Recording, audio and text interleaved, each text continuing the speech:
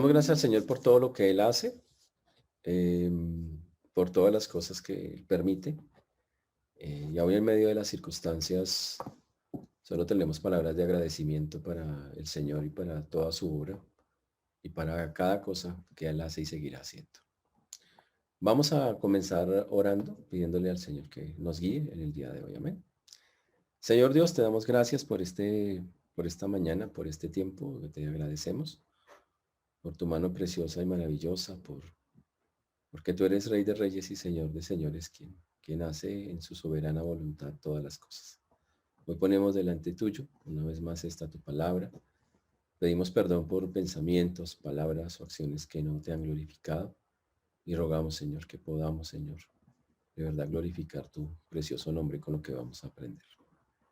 Pedimos, Señor, que quites de nuestra mente todo aquello que impida que no podamos estar aquí concentrados, tranquilos, y que para que podamos, Señor, recibir lo que tú tienes para cada uno de nosotros. Ayúdanos a expresarlo con claridad, Señor, como, como es debido, y a tener un corazón dispuesto también, Señor, para practicarlo. Ten misericordia de todos los que nos escuchan, Señor, y de tu siervo quien habla en Cristo Jesús. Amén. Bueno, estamos en el libro de Segunda de Corintios. Recordemos que este libro es el corazón de Pablo. Pablo nos está narrando todas las cosas que una persona que sirve a Dios vive.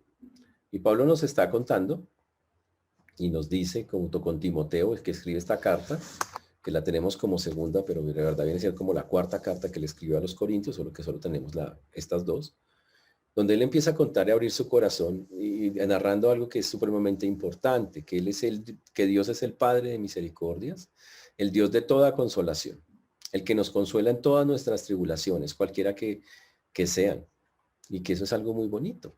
Y que así como nosotros somos consolados por Dios, también tenemos que consolar a otros. Y Pablo lo expresa de formas muy puntuales. También Pablo le explica a los corintios por qué no había alcanzado a llegar allá hasta ese lugar. Porque no alcanzó a llegar. Él quería llegar, pero Dios le había encomendado una misión de levantar algo especial para la iglesia de Jerusalén. Se encontraba haciendo esa tarea para el Señor. Y decía Pablo también que él no quería ir con tristeza. La última vez que Pablo fue, hubo falsos maestros que se levantaron y hicieron que la gente se fuera contra Pablo. Y por eso aquí dice que Pablo quiere llegar esta vez de una manera diferente, confiando en que los corintios tienen una actitud distinta. La Biblia dice que también aquí en Corintios, que Pablo nos dice que nosotros somos olor fragante para las personas, olor de vida, que nosotros somos ministros del nuevo pacto, que nuestro ministerio es reconciliar a los hombres con Dios, que mientras estemos en esta tierra, la labor de cada uno de nosotros es reconciliar a los hombres con el Señor.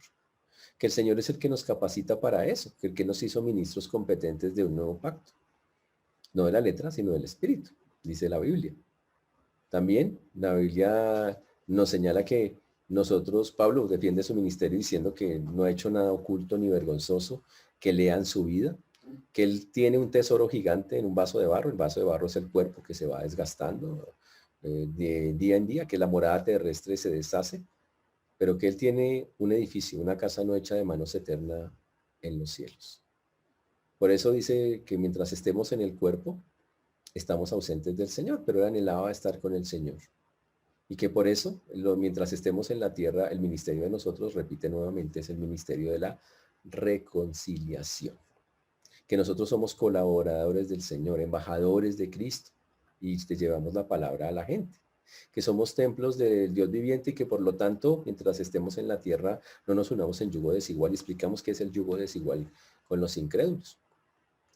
También que Pablo nos llama a que como imitemos las cosas que hacen los corintios. En ese momento, cuando Pablo se tarda meses escribiendo la carta, Pablo se encuentra que llega Tito con noticias de allá. Tito había ido hasta Corinto y le trae noticias donde Pablo se siente muy feliz porque los corintios finalmente, él había salido mal al final de la primera vez que fue hasta allá, pero esta vez Tito le cuenta que ellos se han arrepentido y que ahora, y cuando le cuenta eso, él se siente feliz, se siente regocijado de que eso produzca. Dice, ellos han tenido un arrepentimiento muy bonito, muy especial, y dice que ahora que no hay agravio, que ya entendieron cómo fueron las cosas, Y para Pablo es un motivo de una alegría inmensa y se gozó de que eso hubiera pasado.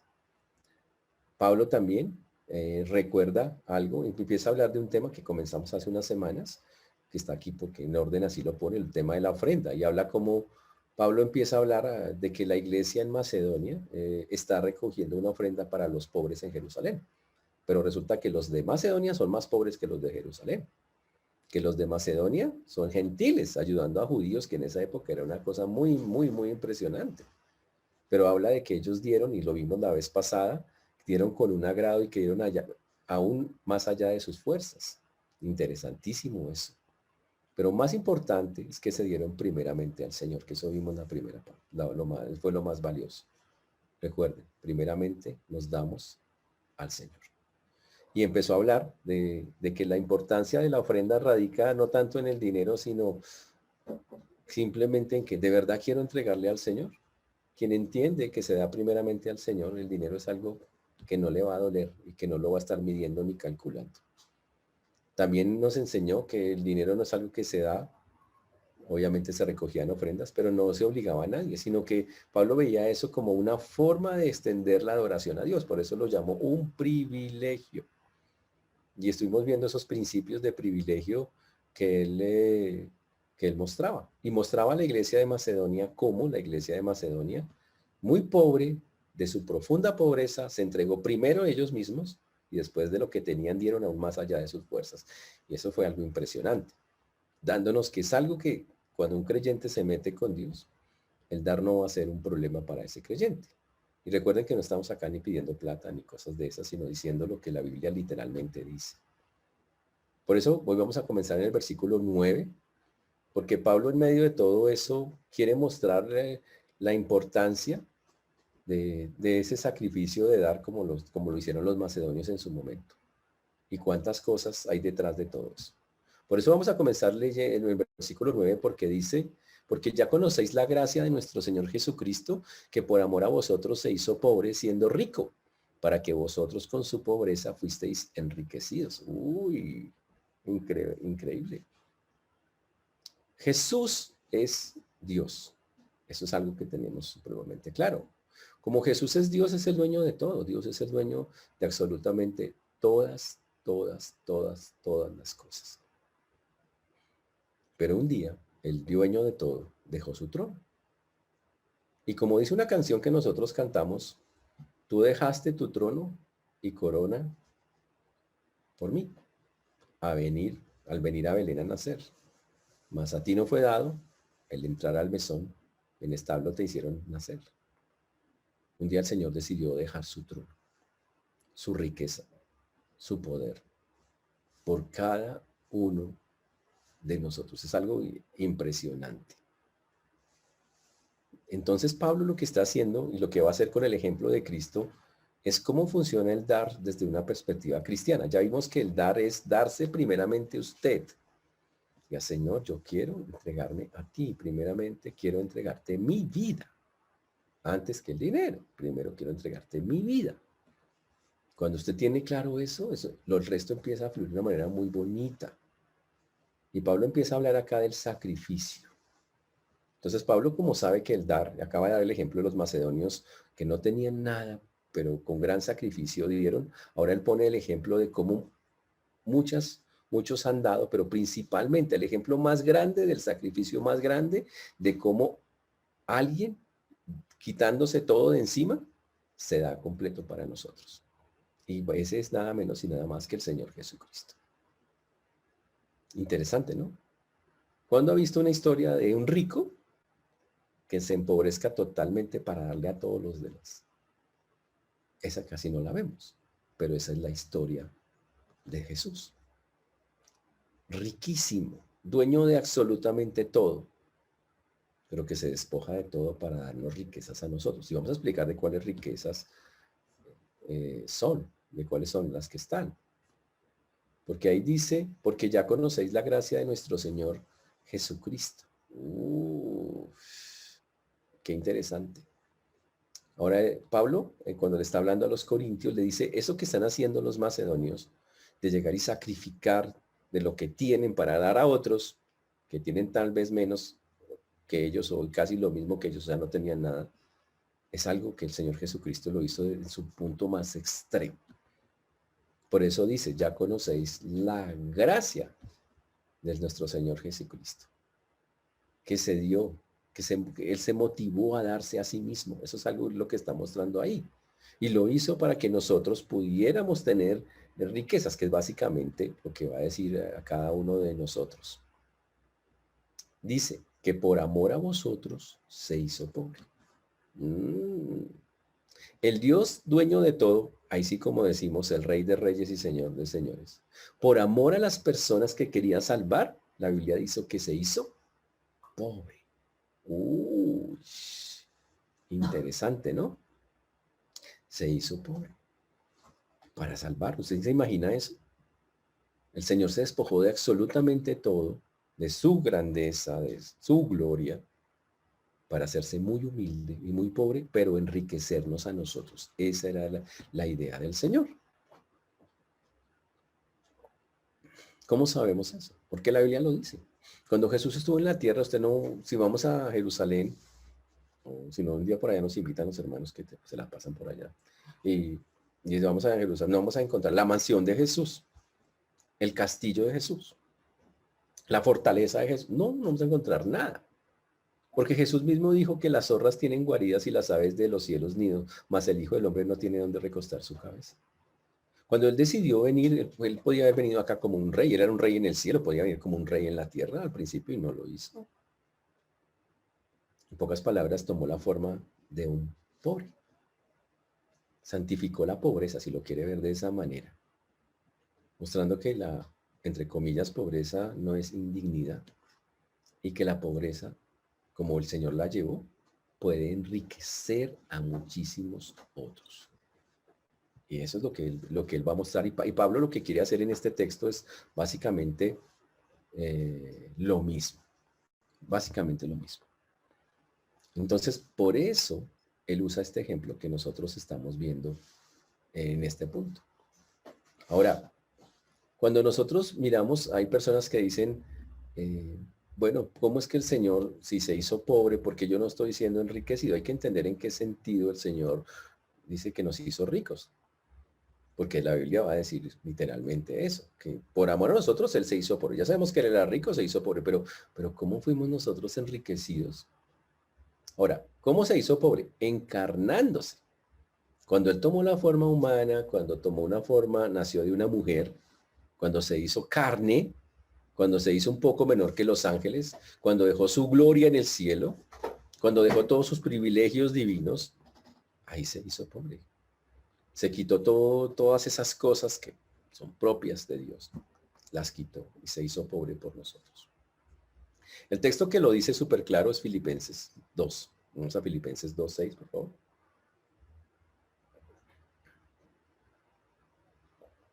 Filipenses, están ahí en sus libros.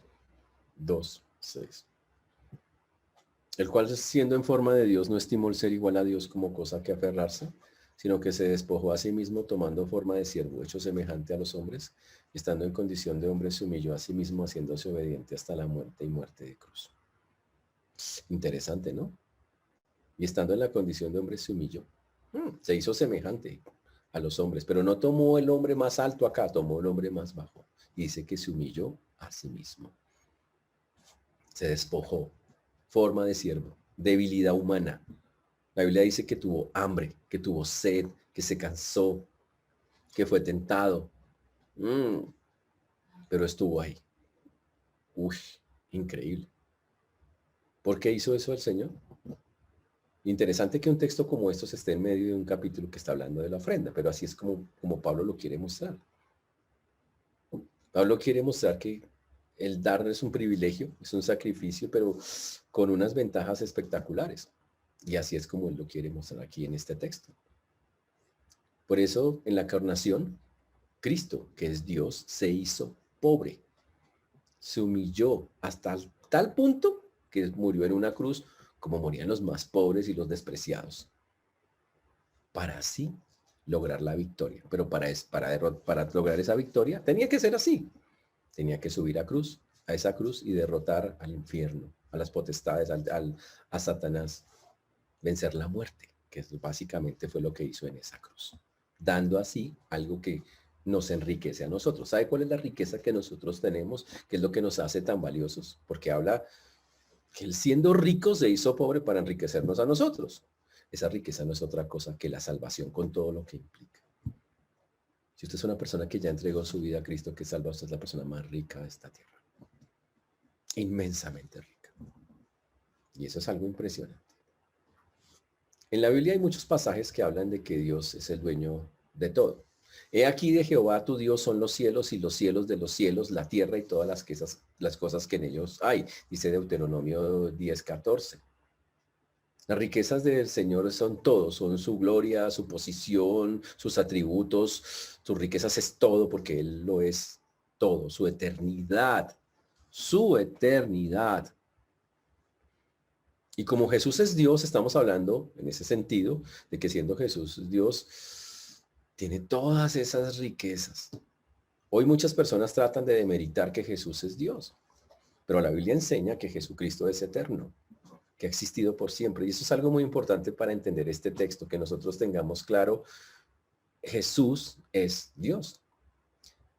¿Se acuerdan del libro de Miqueas? ¿Tú Miqueas? Bueno, el libro es un libro que está en la Biblia, Miqueas 5:2. Una profecía sobre el que habría de venir.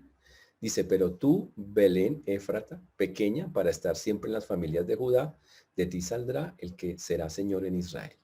Y sus salidas son desde el principio, desde los días de la eternidad. Hablando que el que habría de venir vivía en la eternidad. En Isaías 9:6, Jesús es llamado el Padre eterno. Eterno, o sea que vivía en la eternidad.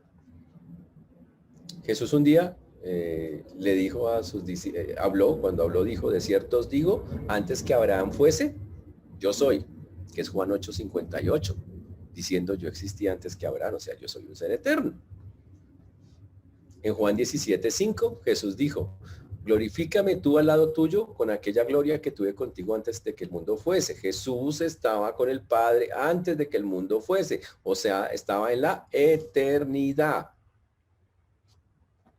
En Jesús habita corporalmente toda la plenitud de la deidad, señores. Él es el resplandor de la gloria de Dios, como dice Hebreos, capítulo 1, versículo 3. Jesús es Dios.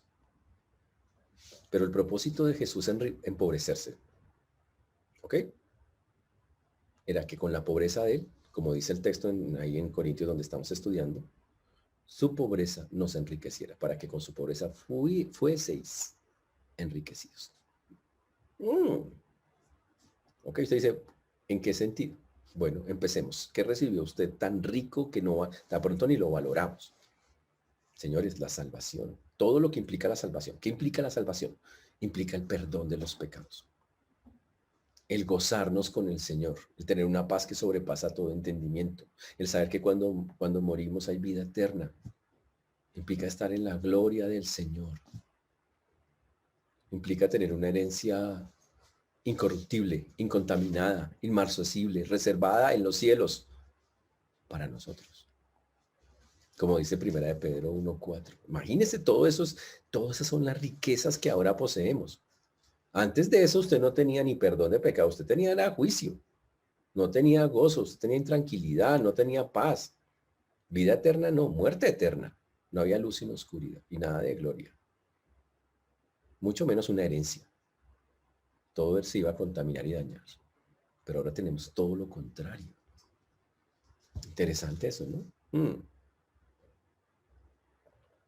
Pero para eso, ¿qué hay que hacer? Entregar la vida a Cristo. Entregar la vida al Señor. Si una persona ya ha entregado su vida a Cristo, el Señor lo quiere enriquecer y regalarle todas esas cosas que la persona no necesita, porque está muerta espiritualmente, está destituida de la gloria de Dios, no tiene nada de eso. La Biblia dice que somos nada, por eso las personas somos pobres en espíritu, desde que comenzó desde antes de que nacemos, no tenemos nada. Y la Biblia dice, bienaventurados los pobres de espíritu, los que dicen, yo necesito de Dios. El asunto es que me toca ser pobre espíritu toda la vida, porque llega la salvación y todavía, Señor, necesito tanto de ti, tanto de ti. Esa es la importancia de ser un pobre espíritu. pero ahora somos nada menos y nada más que herederos de Dios y coherederos con Cristo, participantes de la naturaleza divina. ¡Wow! ¿De dónde sacamos todos esos tesoros? Pues me los regaló el Señor. ¿Me los merezco? ¿Hice algo por ellos? No, me los regaló. ¿A qué costo? Él se sacrificó. Dejó de ser todo lo que era para poder venir y regalarme esas cosas por amor. Simplemente por amor, porque vio que yo tenía una necesidad y quiso suplirla. Así es como funciona. Ahora, por eso nos dice también el texto en Corintios, gracias doy a mi Dios siempre por vosotros, por la gracia de Dios que os fue dada en Cristo Jesús, porque en todas las cosas fuisteis enriquecidos en Él. Nosotros somos enriquecidos por Cristo. Eso dice 1 Corintios 1, 4 y 5. Somos enriquecidos por el Señor. Por eso hay versículos tan bonitos que uno dice, uff. Ahora, el problema es que a veces el creyente es todo carnalito y se pone a pensar en los signos pesos. Dice, pues, todos esos tesoros, pero aquí en la tierra yo no nada que veo, nada monetario. No tiene que, muchos de esos tesoros tienen que ver con plata, con cosas más valiosas que eso. La salvación, el perdón, el gozo, la paz, todo lo que acabamos de decir.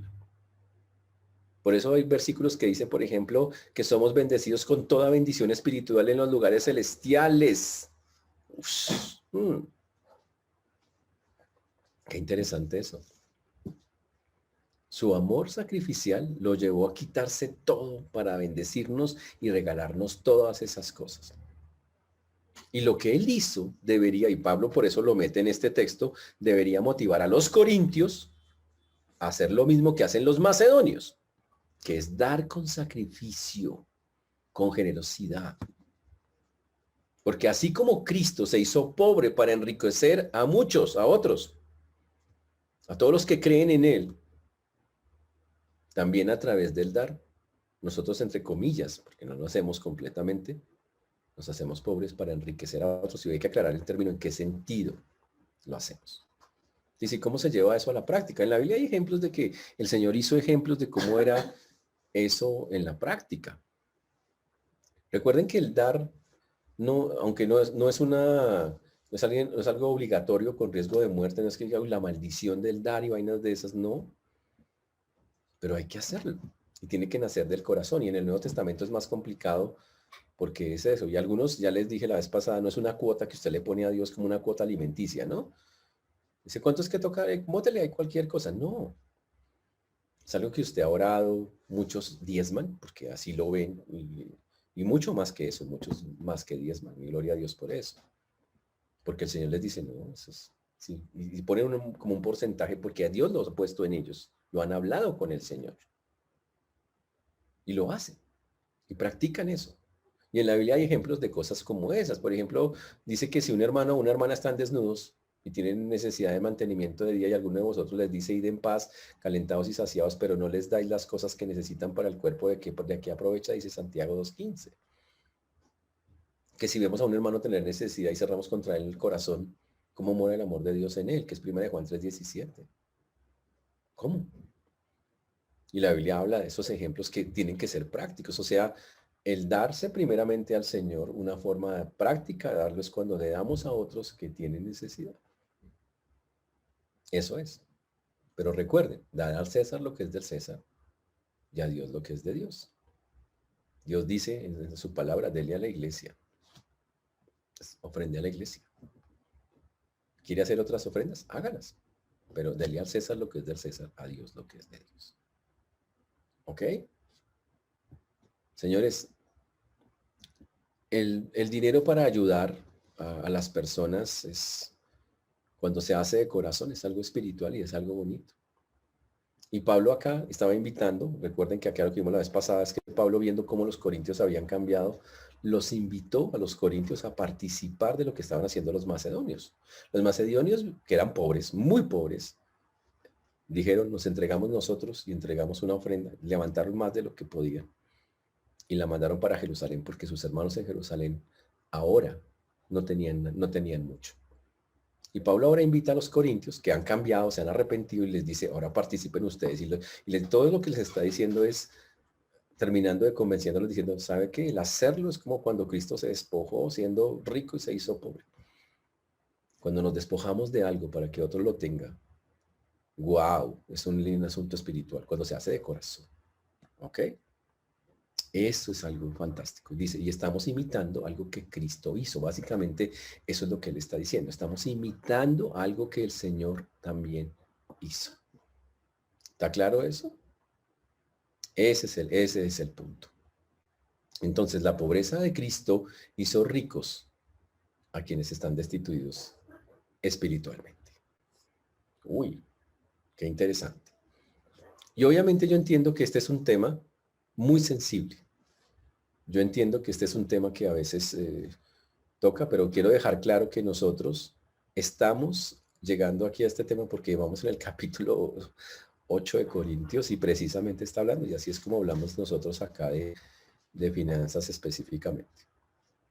Sé que hoy muchas personas, y tenemos que, así como dice, no se quede callado, denuncie, que este es un tema muy sensible, que a veces cuando se habla de plata o de recibir algunos fondos, la gente se pone a la defensiva porque han visto muchos casos donde el dinero es mal versado, mal utilizado en muchos lugares y en muchos sitios. Y sí tenemos que decir desgraciadamente que es una verdad ineludible, que muchas personas están en el evangelio para hacer dinero, que tristemente muchos manipulan los corazones de las personas para recaudar fondos, que algunos lo hacen de frente y terrible, y que otros lo hacen más tapadamente, y que tristemente es así, que muchos abusan de ese privilegio de dar para esto. Pero señores, que eso no los desanime para dar. Por eso ustedes tienen que hacerlo en oración y entender para qué se hace. Y obviamente se hace puntual que nosotros, ustedes sepan que la iglesia utiliza los recursos para pagar el arriendo, para pagar a los siervos, a las personas que están trabajando con todos los grupos aún en medio de la pandemia, para también ayudar cuando había campamentos a hacerlo, ahora para ayudar a los que están estudiando en los internos, también en eso. Para las obras tenemos misioneros que están en lugares muy lejos del mundo también que están siendo apoyados. Y la iglesia en eso apenas, nosotros no estamos haciendo dinero ni nada de eso, pero entendemos y comprendemos que todos nosotros tenemos que tener claro para qué estamos dando. Y estamos dando para la gloria del Señor. Y que es importante que cada uno de los que está acá, en la medida que el Señor coloque en su corazón, lo haga para la gloria de Dios. Dar fomenta al reino de Dios, glorifica su nombre.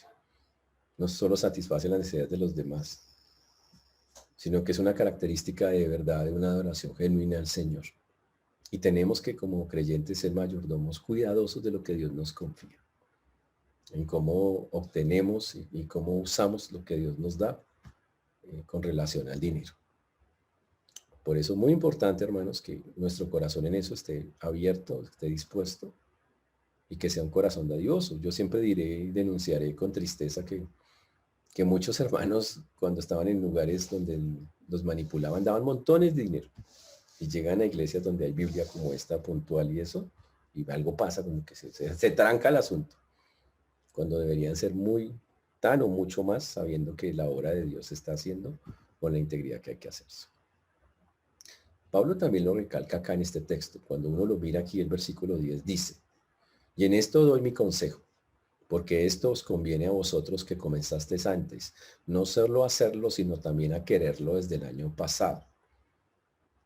Ya dijimos que el dar es algo voluntario y que es más difícil ahora en el nuevo. En el antiguo usted ya sabía que era fijo tanto, 10% más ofrenda, le sumaba 33, entre el 28 al 33%. Así era antes, ahora en el nuevo se dice que hay en su corazón y es más difícil. Y muchos han optado por diezmar y está bien, pero es algo que usted decide con Dios. Pero ahora Pablo les dice, quiero aconsejarles cómo deben dar. Le va a aconsejar a los corintios. Y de aquí en adelante vamos a encontrar varios versículos que hablan del consejo de Pablo de cómo dar. Más adelante vamos a encontrar versículos como el que siembra escasamente, también segará escasamente. Y el que siembra generosamente, generosamente también segará. Va a estar más adelante. Y va a ser de esa manera. Entonces, señores, cuando Pablo les está aconsejando, no lo va a hacer por la fuerza, no los va a presionar, no los va a manipular, nada de eso.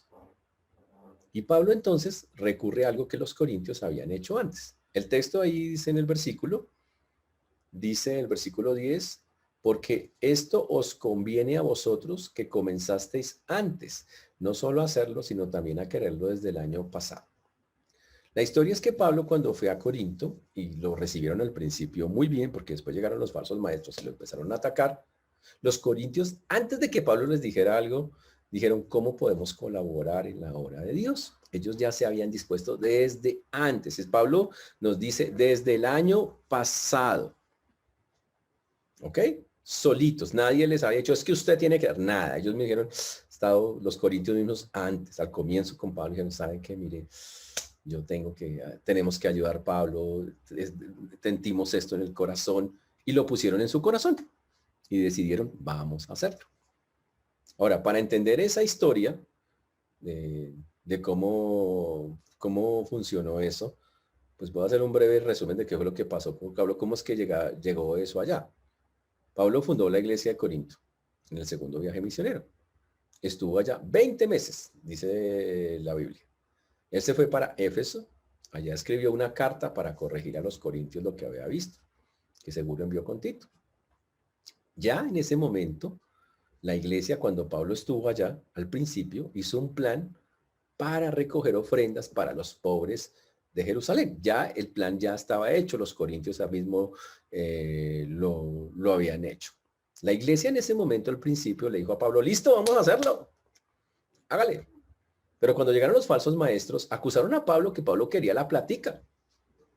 Uy, y empezaron a atacar y la gente, con la mala fama que le crearon los falsos maestros a Pablo, dejó de dar en esa iglesia. Pero Pablo, a través de la oración, después va Tito y visita y les dice las cosas, les hace entender que todo eso había sido falso, que todo eso había sido, y los corintios, como vimos en esta carta, se arrepienten. Y entonces Pablo les dice, muchachos, ahora que ustedes están arrepentidos, volvamos a nuestro plan original. ¿Cuál era el plan original? Seguir esa mayordomía que ustedes dijeron que habían tenido antes. Ya que ustedes se han arrepentido, vamos a retomar la recolecta de las ofrendas que habían ustedes, ellos mismos dispuestos sin obligación. Y listo. Y Pablo va a comenzar ahora a decirlo, que lo hagan. Y eso es lo que está diciendo acá en ese texto. Por eso el texto 10 dice que el consejo mío, que ustedes lo que comenzaron, que desde el año pasado, que ustedes mismos dijeron, lo empiecen a hacer. ¿Y cómo lo dice? Ahora pues, versículo 11, llevad también a cabo el hacerlo, para que como estuvisteis prontos a querer, así también lo estéis en cumplir conforme a lo que tengáis.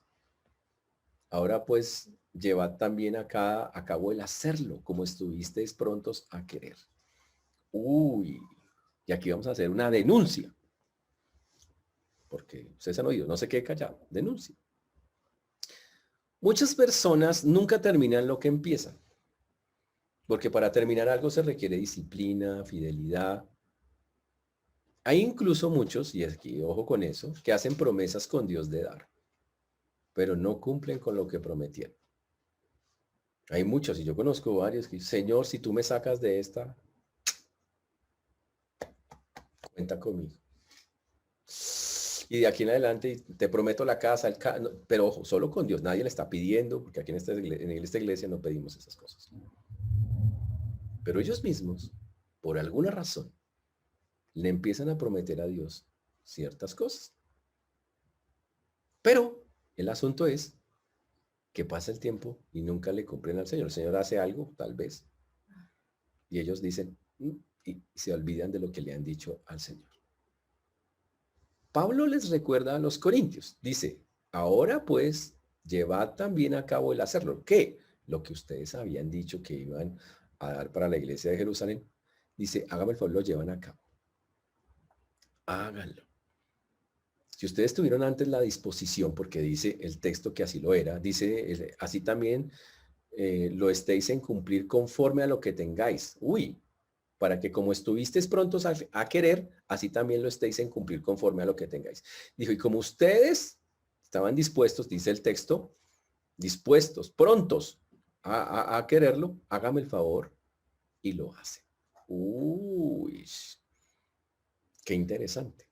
Ahora, Pablo ya había dado una instrucción de cómo hacerlo al final de la carta de Primera de Corintios. El plan estaba ya tan claro que en Primera de Corintios 16, versículo 2, ya Pablo había dicho la manera, la forma en que ellos iban a recolectar esa ofrenda para los pobres en Jerusalén, que era una ofrenda misionera. Les leo lo que decía en Primera de Corintios 16, 2. Cada primer día de la semana, cada uno de vosotros ponga aparte algo según haya prosperado, guardándolo para que cuando yo llegue no se recojan entonces ofrendas. Y Pablo, ellos habían determinado que cada primer día de la semana, domingo, ellos iban a guardar algo, lo iban a guardar hasta que, para específicamente para eso, para que no tuvieran que, cuando Pablo llegara a decir, bueno, vamos a recoger, no, ya la gente la tenía guardada, la iba a guardar para eso. En pocas palabras, fue una forma, una metodología que Pablo dijo, quiero utilizar para eso. Imagínense, eso fue al final de Primera de Corintios, cuando Pablo llegó, hasta ahí con los corintios más o menos, después aparecen los falsos maestros que paran eso. Ahora Pablo dice, ¿se acuerdan que habíamos dicho que cada primer día de la semana ustedes tan? Vamos a retomar eso para que ustedes hagan y cumplan lo que ya habían puesto en su corazón. Para que como estuvisteis prontos a querer, así también lo estéis, para cumplir conforme a lo que tengáis. Y Pablo aclara un principio del dar. Es algo que el Señor coloca. Ellos habían interrumpido su donación, ¿ok? Porque le creyeron a los falsos maestros, porque creyeron las fábulas, las historietas, las cosas donde decían que Pablo era un tipo que le gustaba la plata, que era un incompetente. Y obviamente Dios al final sacó la verdad y Pablo salió en victoria. Y ahora ellos otra vez están dispuestos y listo, y quieren dejar a un lado eso. Y como quieren dejar a un lado eso, entonces Pablo dice, retomemos el asunto y hagámoslo. Y básicamente háganlo conforme a lo que tengan. Conforme a lo que tengan. La traducción es conforme a lo que haya. O sea, de lo que tengan ustedes ahí. Uy. Por eso en Corintios decía, cada uno de vosotros ponga aparte algo según haya prosperado. Señores, Dios no nos va a pedir de lo que no tenemos. Es muy claro eso. Siempre será así. Dios no te va a pedir algo de lo que no tienes. Es de lo que tienes. Es, por eso dice, porque si primero hay voluntad dispuesta, será acepta según lo que uno tiene, no según lo que no tiene. Ahora, hablemos de, por ejemplo, los macedonios. Ellos dieron conforme de sus fuerzas y más allá de sus fuerzas. Ellos dieron en cantidades que implicaban sacrificio.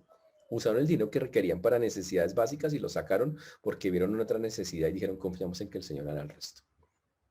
En pocas palabras, si la voluntad, o sea, hay unos deseos genuinos de ayudar, si en verdad estamos con esa disposición, dice, la ofrenda será acepta con Dios. Y los creyentes, Dios hará algo y los sostendrá. A veces hay un miedo muy grande, nosotros todos acá somos muy calculadores, ¿no? Si yo quito esto de mí, me quedo sin esto, voy a perder. Esa es la mentalidad muy de nosotros. Pero la mentalidad que muestra el dar es, si el Señor ha puesto que el dar, aunque me quede sin algo yo, no importa. Dios de alguna u otra manera va a suplir lo que me haga falta. Esa sí es la mentalidad de Dios. Ese es el asunto. Y Dios a usted no le va a pedir, señores, de lo que no tiene, que quede claro, sino de lo que tiene. Por eso dice, según lo que uno tiene, no según lo que uno no tiene.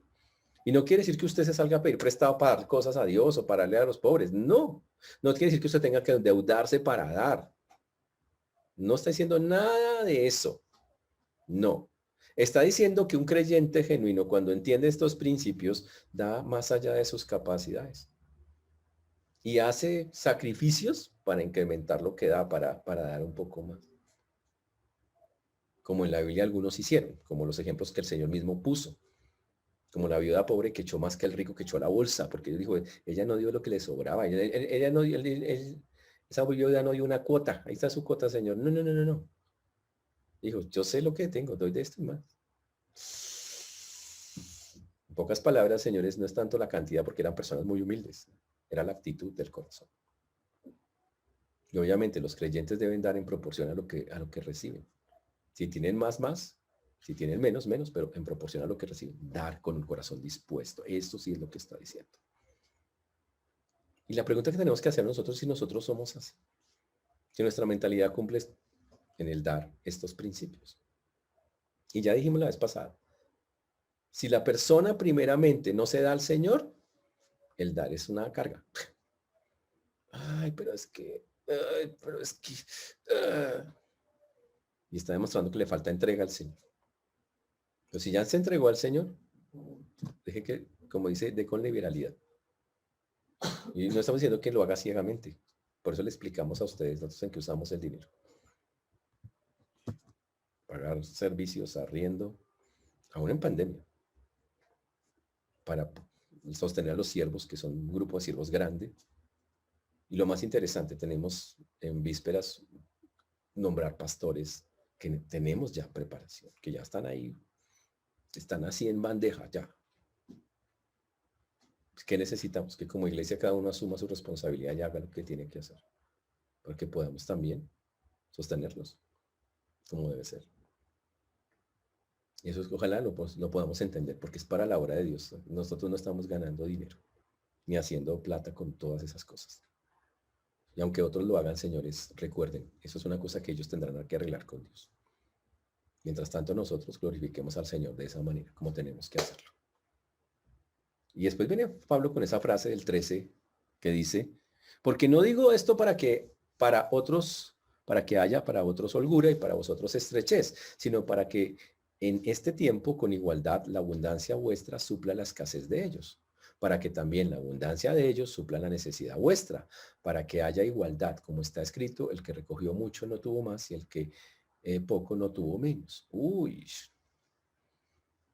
Ahora Pablo dice, yo no estoy diciéndole que ustedes se quiten lo que tienen para que los otros vivan súper bien y vivan holgados y ustedes queden todos estrechos. Hablando que queden escasos, hablando en cuestiones de dinero, para que ustedes sufran como necesidades. Yo le di a los otros, pero yo quedé todo estrecho y la estrechura significa afligido porque no tengo o algo así. No tiene nada que ver con eso, no está diciendo eso. Ahora, recuerden que los falsos maestros habían dicho que Pablo tenía preferencia por que la ofrenda que recogía. Imagínense las acusaciones, ¿no? Pablo quiere recoger ofrenda para la iglesia de Jerusalén porque como son judíos. Y como él tiene preferencia por los judíos. Pablo contesta, ¿sabe qué? Mire, yo no le digo a ustedes que vamos a recoger esto para que haya, para enriquecer a los judíos supuestamente amigos, porque son bien pobres. No. La meta no es que les vamos a dar casa, carro y beca a las personas de Jerusalén. ¿Ok? Y que ustedes van a quedar así todos esos. No. No es que los ricos se vuelvan pobres y los pobres se vuelvan ricos. No. Sino para que haya algo de igualdad. No, obviamente no de socialismo y marxismo y vainas de esas, ¿no? Sino para que haya un equilibrio. Un equilibrio, ¿ok? Y significa que los que más tienen ayuden a los que menos tienen. Ese es el asunto. Y es un principio que está en toda la Biblia. Si yo tengo algo con que suplir la necesidad de mi hermano, ayude, hermano. Súplala, no cierre su corazón. Como está explicado en varias porciones de la palabra de Dios. Y por eso en la Biblia, en varias partes, dice a los ricos de este siglo, pido que no sean altivos, no pongan su esperanza en las riquezas, las cuales son inciertas, sino en el Dios vivo. Diciendo, ojo, tengan cuidado con eso. No hay nada de malo que las personas tengan dinero o que sean ricas. Pero el rico no puede volverse un arrogante ni confiar en las riquezas, sino tiene que ser alguien, si es un creyente rico, que entienda estos principios y diga, no, Señor seguro me da para que yo pueda suplir las necesidades de muchos. Ese es el pensamiento con respecto a eso. Ese es el punto. Y por eso dice acá en el texto, sino que en este tiempo, con igualdad, la abundancia vuestra supla la escasez de ellos. O sea, ustedes que tienen un poquito más, los corintios, supla la necesidad de los de Jerusalén que no tienen nada. Y no está hablando, oye, ojo, está hablando para el momento, en este tiempo. Y lo dice Pablo, es muy sabio porque llega y les dice, ojo, los tiempos cambian, señores. Porque dice, sino para que en este tiempo con igualdad la abundancia vuestra supla la escasez de ellos, para que también la abundancia de ellos supla la necesidad vuestra, para que haya igualdad. Dice, pero en el futuro puede ser al revés. Y puede ser que los que estén bien sean los de Jerusalén y los necesitados sean ustedes. Pero como esa es una práctica cristiana, hoy vamos a hacerla nosotros de aquí para allá. Y un día, si el Señor, si estamos en esa condición, ellos lo harán de allá para acá. Porque somos creyentes. Así es como lo quiere mostrar. Eso debería quedar claro. Y Pablo, para enfatizarlo, coge un versículo que está obviamente en el Antiguo Testamento, que está en el libro de Éxodo 16:18, y dice, como está escrito, el que recogió mucho no tuvo más, y el que poco no tuvo menos. Uy. Y obviamente es un texto ya cuando está Moisés, cuando se encuentra recogiendo cada uno el maná, básicamente es la recolección del maná, y cómo la persona recogía apenas lo que necesitaba. Si alguien necesitaba más, recogía más, si alguien necesitaba menos, recogía menos. Dice, y el que poco no tuvo menos. Es cuando Israel estaba en el desierto, cuando Dios le dijo que les mandaría pan del cielo, cuando el Señor les prometió que los sostendría. Unos recogían más, otros recogían menos. Y era conforme a lo que necesitaban, era suplirlo específicamente lo que necesitaban. Pero el punto es, si a alguien le faltaba, es el que tenía más le daba al otro y siempre quedaban todos con lo justo.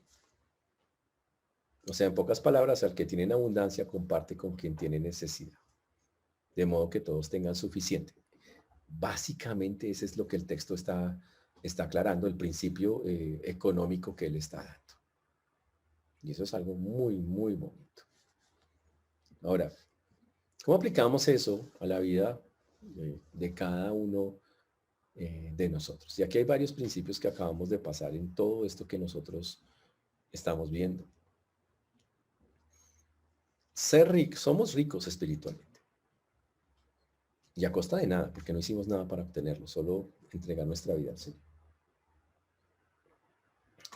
Ahora el punto es, si nosotros ya somos tan ricos, primeramente a nivel espiritual, también el Señor, si quiere materialmente hacerlo, esa es la otra cosa, Él le dará al que quiera darle. ¿Qué mira Él en esas cosas? Porque muchos cristianos se preguntan, ¿por qué a mí las finanzas no me rinden? Y yo siempre les pregunto, ¿conocen los principios de mayordomía? Y muchas veces no los conocemos. ¿Conoces los principios que dice el Señor? ¿Los practicas? ¿Cuáles son esos principios? Dar a Dios, que le demos al Señor lo que es del Señor. Al César lo que es del César, a Dios lo que es de Dios. El principio de dar, ¿lo conoces? ¿Lo practicas? ¿Conoces que primeramente te tienes que entregar al Señor, como el texto nos dijo la semana pasada y que hoy lo reafirma? Que hay que entregarse al Señor. ¿Conoces y comprendes y tienes como la confianza en Dios que no importa? Si Dios me está poniendo que de esto, aunque yo me descuadre en algo, seguro algo hará para cuadrar lo que falta conmigo. ¿Aplicamos esa clase de cosas? Entendemos que Dios quiere que lo hagamos, porque la Biblia dice que se puso el querer en ellos. Y la otra cosa, entendemos que tal vez Dios ya ha puesto el querer y usted lo prometió un día. Usted dijo, seguro, Señor, cuenta conmigo para eso. Y esta es la hora que te dice, póngalo en la cuenta, como que te debo algo, no sé acuerdo cuánto, pero anótalo ahí.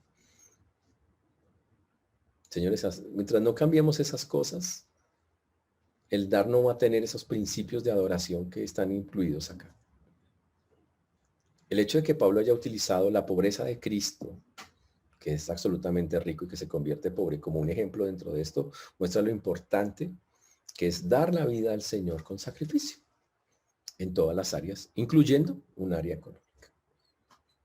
Que quede claro que aquí él no está diciendo que se endeude, ya lo aclaro, no dice que se endeude, que deba plata, que eso para hacer eso, no, que conforme a lo que Dios le da, piense y practique lo que la Biblia dice respecto a estas cosas.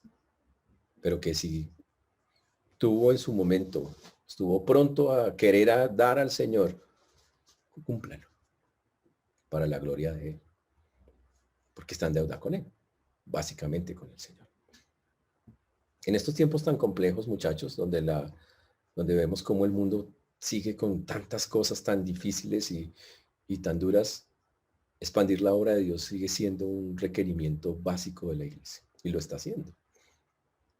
Por eso rogamos a ustedes que en este punto de Corintios que estamos, estemos evaluando si nuestro corazón es un corazón como este que pide Pablo que tengamos. Como el de los macedonios, que entendió, tengo que entregar, tengo que dar aún más allá de mis fuerzas, y se esforzaron en medio de su profunda pobreza. Como el de los corintios, que una vez arrepentidos, y Pablo les está invitando nuevamente a participar, y lo van a hacer, porque ya habían tenido ese querer y lo habían dejado a un lado, pero lo van a retomar. Tenemos eso. Y lo más bonito sería como el Señor mismo, que por amor dijo, no tengo ningún problema, me voy a despojar para que los demás puedan tener. La otra enseñanza detrás de todo eso es las tremendas riquezas que el creyente tiene. Hay personas que dicen, yo soy cristiano, pero como que no, o sea, se sienten como en desventaja con el mundo, como si no tuvieran nada, como si fueran pobres. No, es que no tengo nada, yo no soy cristiano, pero ahí, no más. Y les parece como que, hermano, dígame qué persona que no tiene, que usted conozca, obviamente, no cristiano. Ellos no tienen la salvación, el perdón de los pecados, el gozo, la paz, la vida eterna y todas esas cosas que son propias de la salvación. La herencia que es corruptible en los cielos, un cuerpo glorificado en el futuro, una vida, o sea, eso hay que darle el valor que tiene y dejar de estar poniendo tanto los ojos en lo material, en lo que está acá, que no tiene, que al final se queda. Por eso el Señor dijo que buscar primeramente el reino de Dios y su justicia, y todas estas cosas os serán añadidas. Por eso hoy ponemos delante de ustedes una vez más el que estemos haciendo esto para la gloria del Señor. El que sí está fallando con Dios en estas cosas, corrija. Diga, Señor, no, yo quiero hacerlo para tu gloria, para tu honra. Quiero de verdad tener un corazón dadivoso. Yo por eso siempre molestaba a la gente diciendo, uno oye a la gente pidiendo tantas cosas, pero no oye a la gente orando y diciendo, Señor, dame un corazón dadivoso. Eso sí, casi no. Pero deberíamos orar así. Dame un corazón que tiene una buena mayordomía con lo que me das. Un corazón que hace esto conforme a estos principios, que tiene la actitud correcta. Y esa actitud correcta, Señor, quiero glorificarte, que el evangelio corra, que tu gloria se expanda, que la obra se haga. Guíame y déjese guiar por el Señor en estas cosas. Por eso damos gracias al Señor por permitirnos hacerlo, y seguimos orando para que el Señor, como hasta ahora lo ha venido haciendo, siga sosteniendo su obra. Pero involúcrese, es importante que lo haga. Hay muchas más cosas por hacer, y aún en medio de la pandemia Dios ha seguido levantando personas, siervos, seguimos preparándonos, seguimos haciendo cosas, y por eso necesitamos que cada uno asuma su papel en esta área de la vida de la mayordomía, especialmente con el dinero. Que el Señor nos guíe, hermanos, a todos como hermanos en Cristo, y que podamos cumplir con el Señor estas cosas que tal vez algunos ya prometieron y no lo han hecho. Que el Señor nos guíe, hermanos. Oremos. Padre precioso, te damos gracias por esta mañana, Señor, que nos has regalado, por tu amor, tu misericordia, por las riquezas infinitas que hemos recibido de ti, que a veces no valoramos, que están implícitas desde la salvación en adelante, Señor. Gracias. A ti damos todo honor, Señor, y toda gloria en esta mañana, y perdónanos porque muchas veces como que no le damos el valor a todo eso que tenemos como creyentes. Tu salvación, la vida eterna, el perdón de pecados, el gozo, la paz, las riquezas incorruptibles, la herencia, Señor, que tú tienes para tus santos. Gracias por todo eso, que no lo merecemos y que por pura misericordia y por amor nos das.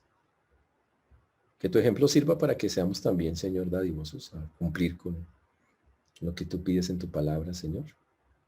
Que nuestro corazón, Señor, desee, anhele el dar para que tu obra se expanda, conforme tú lo enseñas. Por eso hoy ponemos delante tuyo nuestros corazones y pedimos que hables a ellos, que coloques lo que hace falta para también cumplir con esto que hoy hemos estudiado. Gracias te damos, Señor, y hemos pedido todo esto en el nombre de Jesús. Amén.